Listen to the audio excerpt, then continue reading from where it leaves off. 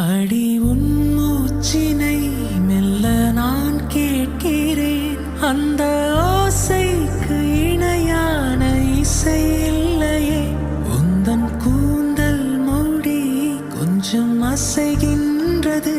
அந்த அசைவுக்கு நடனங்கள் இணையில்லையே.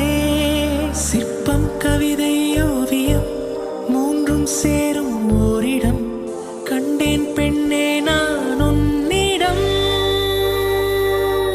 பெண்ணெல்லாம் பெண் போல இருக்க, நீ மட்டும் என் நெஞ்சை மயக்க.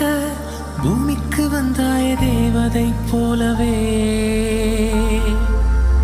அடடா பிரம்மன் புத்திசாலி, அவனை விட நான் அதிர்ஷ்டசாலியோ.